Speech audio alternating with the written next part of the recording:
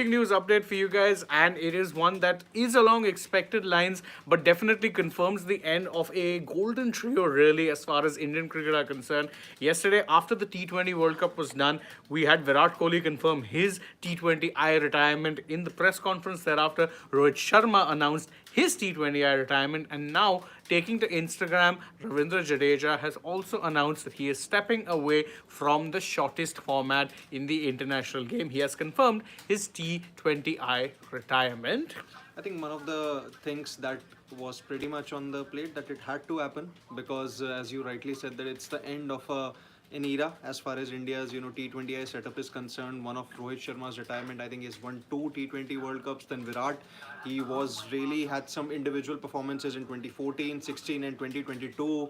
Then finally he got a chance to hold the trophy. And in case of Ravindra Jadeja, a career which had more downs in T20Is as compared to tests and one days. But then what a player, what a team player. His fielding was once again top notch, not just in this World Cup but in the previous T20 World Cups that he was a part of. I still remember one of his spells against Bangladesh in 2016 World Cup. That proved to be one of the most crucial spells in a very thrilling situations. So yeah, overall I think a career that had more downs, but then he can still be proud of the way that he has represented He's India. still a all format great, still someone who would have his uses in ODIs and tests.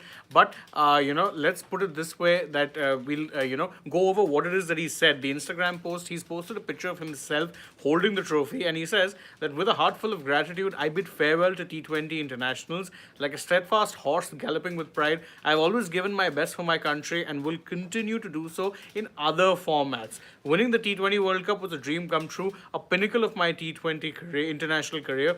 Thank you for the memories, the cheers, and the unwavering support. Jai Hind, Ravindra Singh Jadeja. It is signed. He signed it off with his full name and has confirmed that he is, in fact, only walking away from the shortest format. And as he says, will continue to give his all in ODIs and Test cricket, which, truth be told, makes a lot of sense. We always knew that there was no chance he's walking away now from either of those formats until at least maybe 26, 27, because he'd be a key part of those, formats as well. But as Siddharth points out, definitely a mixed career. I mean, if you're looking at it, T20Is was perhaps that one format where he didn't really impose himself as much as he did in, say, Tests and ODIs. Tests and ODIs definitely is better formats. Absolutely, and I think it is probably the right decision to make way for the youngsters, because now the lot that's basically coming. You see the likes of Yashasvi Jaiswal, then you have Tilak Verma, then Riyan Parag is there, and obviously Akshar Patel has really stood out with his performances in this T20 World Cup, and he has age on his side. I think he's around 29 or 30. So what this basically means is that India will not be short on the all-round options going into the next T20 World Cup in 2026 and even the events after that. So in a way, I think from that perspective, it is a decision that obviously an emotional one for Jadeja and even for the Indian fans. But then he can hold his head high and can also make sure that he's paving the way for the youngsters who are obviously going to take the mantle forward. Yeah, and I think, see, it was inevitable that you were seeing some sort of a refresh in the T20I format. And three names who we had all pegged to be phased out were, in fact, Rohit, Virat, and Jaddu. And in fact, both of them, retired right after, and all three of them now have confirmed that they're going to be stepping away. So it does seem like there was some sort of a mutual understanding between them and the BCCI that, look, boys, whatever happens, last shot. If it happens, great. If it doesn't, you will actually, be phased out. So they've taken the call, retired themselves, and I think it's great. I think you need to be seeing this happen more in all formats, or really for India, because the concept of all format players being so prevalent, I think, is one you need to move past. All three of these guys, all format greats. There's no two ways about it. But I think now you're going to be seeing teams built, keeping in mind that you're going to separate maybe white ball and red ball and focus on entirely just focusing on those particular formats with different skill sets and not treating it as one. I mean, it just makes sense. Right? I think from Jadeja's T20 career has maybe two sides to it that we can discuss. One is obviously the 2016 T20 World Cup, wherein he did well on those pitches that did offer a lot of spin or maybe assisted the Indian spinners. Obviously, they were the Indian conditions.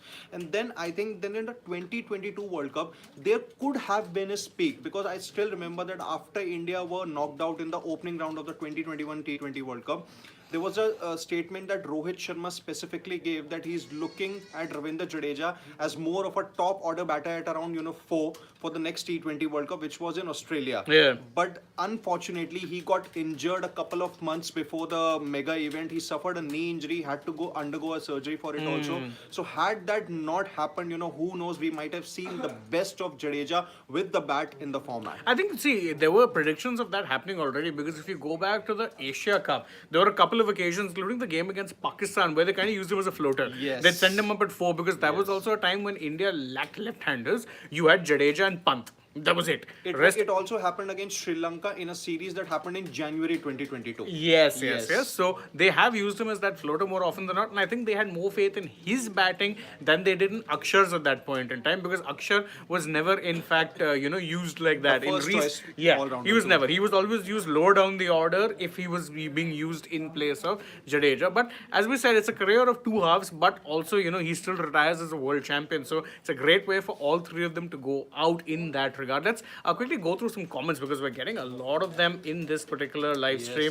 Vishal and a lot of people saying that I think it's the right decision. Vishal Jain says that they were all seemingly told that this is their last game. So much added pressure. Glad the result was great. Absolutely right. Anil Sadhu says Shami's retirement loading. I doubt. I think Shami you're keeping around, and he may not play a lot of bilaterals, but fitness permitting, I think he's going to be a first choice in World Cups. He's going to be a first choice in World Cups. There is no two ways about second that. inning Shami in Test cricket and Shami in World Cups is, they are two very good Oh stories. yes, oh yes. In fact, as I said, see, Shirish, Best Piece, Ajay Kumar, all saying the correct decision, and it is one that I agree with because again, I think he was very replaceable, and truth be told, didn't have this much of an impact even in this World Cup.